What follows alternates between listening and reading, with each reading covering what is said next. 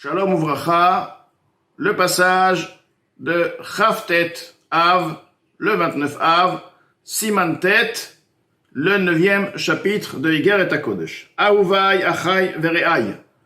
Mes bien-aimés, mes frères et mes amis, Asher Kenafshi, qui me sont chers comme mon âme, Bat et je viens, Kemazkir ou Meorer Yeshenim, comme celui qui vient rappeler et celui qui vient réveiller les endormis, Betardemat Avle Avalim, dans le sommeil de futilité, donc les sujets du monde, Velifkoach Ene Ivrim, d'ouvrir les yeux des aveugles, Yabitu Lirot, afin qu'ils puissent ouvrir leurs yeux et voir, Liyot Kolisham, à partir de là, avoir en eux une envie, un but, Vechevtzam, un désir, ou Magamatam, la chol baem chaye rucham, pour inclure la vie de leur esprit, bemekor maim chayim, dans la source d'eau de vie, chaye achayim, la vie des vies, kol yeme chayem,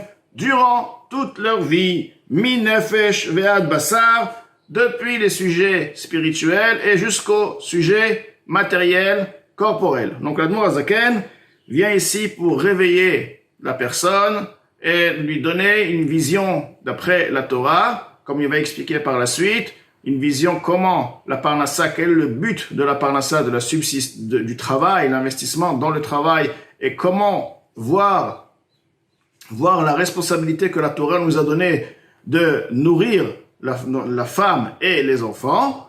Et là, l'Admor HaZaken nous dit, tout d'abord, il faut ouvrir les yeux, il faut réveiller les endormis, parce que lorsqu'on se trouve dans les sujets du monde, on peut malheureusement tomber et voir les choses d'une autre manière.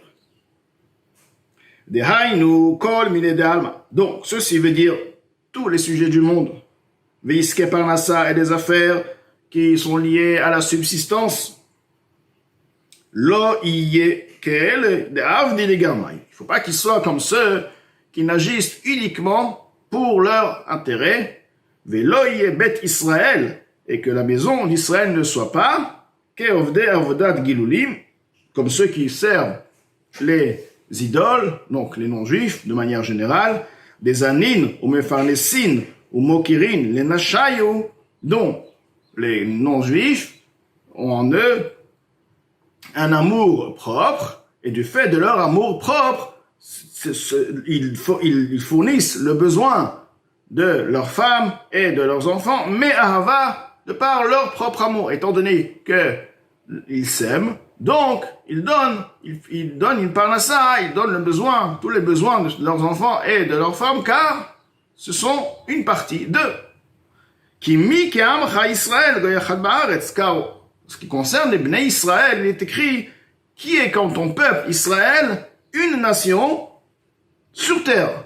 Ktiv. Dehainu, ceci veut dire Shegam, Binyane Eretz, que même dans les sujets matériels, les sujets du monde, de la terre, Lo Yafridu, Yipardu, ils vont pas se séparer, mais Echad Aemet de Echad, comme on dit, Umi Kamcha, Israël, Goy Echad.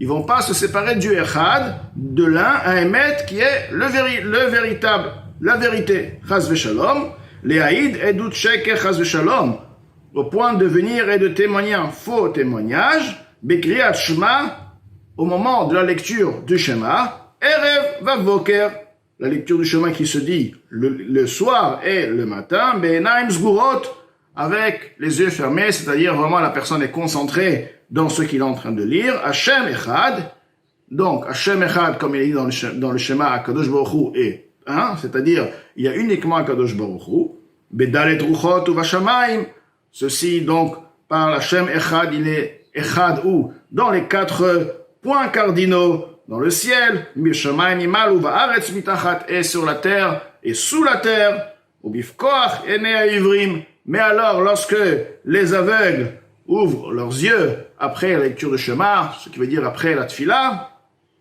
Atif En Chabo Venenu, tu jettes un coup d'œil et il n'est plus là. Chaz Veshalom, ce qui veut dire que toute la pensée et l'état d'esprit, la vision qu'ils avaient, la chaleur qu'ils avaient pour la Elokut, pour la divinité, tout est parti et ils vont maintenant avoir affaire au monde comme s'ils n'avaient pas du tout prié, comme s'ils n'avaient rien du tout, il n'y avait rien auparavant.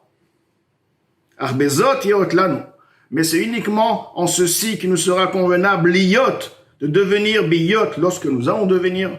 Kol iskenu, lorsque toutes nos affaires, bemile al de alma, dans les sujets du monde, lo legarmayo, non pas pour l'intérêt propre, qui im la achayot nefashot, uniquement pour faire vivre les âmes, chelke elokut, les parcelles divines, ou les malot marsorem, et de satisfaire leurs besoins, bechesed chinam, par une bonté gratuite, chez basé, car de telle manière, anu medamin atsura leyotzra, on fait ressembler la forme à son créateur, la créature au créateur, Hachem Echad, Dieu un, Asher Chesed Kel Kolayom, car Dieu aussi, sa bonté, la bonté de Akadosh Baruch Hu, est toujours, ne s'arrête pas, Chesed Shelemet, et ceci est une bonté de vérité, ce qui veut dire une bonté qui n'a pas, Akadosh Baruch Hu ne reçoit rien en retour. Akadosh Baruch Hu n'a rien besoin de l'être humain. Donc lorsqu'il fait un Chesed, il nous fait vivre par une bonté gratuite. Les achayot haolam umloo, et ceci, faire vivre le monde et tout ce qui se trouve dans le monde, bechol rega verega, à chaque seconde et seconde. Rak sheishto vanav shel adam, c'est uniquement que la femme et les enfants de la personne, kodmin, la kol, alpi Torah, on précède tout, c'est-à-dire qu'ils ont la priorité avant tout, d'après la Torah. Donc la Noire Zaken nous explique ici, comment faire, comment la parnassa doit être vue. La parnassa doit être vue on est sur le point, la lignée spirituelle. Je suis en train de faire vivre la neshama. C'est pas que je suis en train de faire vivre ma femme parce que c'est ma femme, parce que c'est mes enfants, c'est ma famille. Non. Je suis en train de faire vivre une neshama, ou des neshamot. Étant donné que je suis marié avec cette femme et Hachem m'a donné ses enfants, donc ce sont des neshamot qui ont la priorité, à qui je dois faire nourrir, comment je vais les faire, et comment ils peuvent continuer à vivre sur terre. Ils ont besoin de manger, ils ont besoin de beaucoup de choses. Donc, Akadosh Baruch Hu m'a donné la mission de faire vivre pour que cette neshama puisse exister, vivre sur terre et réaliser sa mission sur terre, donc se trouve dans un corps. Il faut que le corps puisse vivre.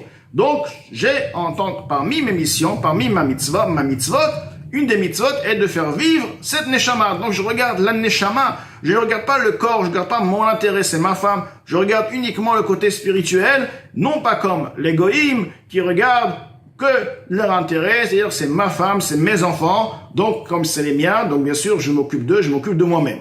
Et ceci, Admor Zaken va par la suite expliquer que la tzedaka, de manière générale, doit être faite de la même manière. Lorsque ta femme et tes enfants sont nourris par toi, pourquoi? Parce que tu dois faire vivre la neshama. À partir de là, il n'y a plus de différence entre ta femme et une autre personne, entre tes enfants et d'autres personnes. Pourquoi? Parce que c'est une neshama. Ce sont aussi tous des neshamot. Quelle différence? Si tu dis que tu nourris ta femme et tes enfants parce que c'est tes enfants et c'est ta femme, et les autres ne sont pas tes enfants, donc, à partir de là, oui, il y aurait une différence. Lorsque tu vas donner la tzedaka, je vais dire, bon, c'est pas à moi, et je vais donner à quelqu'un qui n'est pas à quelqu'un d'autre. Mais lorsque ta femme, ta propre femme, tes propres enfants, tu vas les nourrir, non pas parce que c'est ta femme, parce que c'est une neshama que tu dois faire exister sur terre, c'est une mission qu'on doit donner, et c'est la neshama donc le but est la neshama. Donc à partir de là, quelle différence entre cette neshama et la neshama de l'autre? De toute façon, n'a rien à voir avec toi, c'est une mission, et c'est des neshamot. Seulement quoi? Alors on va dire, c'est comme ça, pourquoi il faut nourrir sa femme et ses enfants avant les autres? Parce que la Torah, elle t'a donné une priorité. La Torah, elle t'a dit, d'abord ta femme et les enfants, ils ont une priorité, par la suite, les autres. Donc, c'est comme l'Admor Zaken dit, Kodmin la kol al pi Torah. Donc, il y a un ordre. D'accord? Mais le but, l'idée qui est derrière, elle n'a aucune différence entre ta femme, tes enfants et les autres. C'est pourquoi la tzedaka, à partir de là, elle aura en elle une autre manière de la faire. La tzedaka sera faite avec un cœur entier, au même titre que tu donnes à ta femme et tes enfants. Tu dis, il n'y a aucune différence puisque j'ai les moyens, puisque je peux donner la tzedaka, mais je le donne avec un cœur joyeux, de la même manière que je vais nourrir ma femme et mes enfants.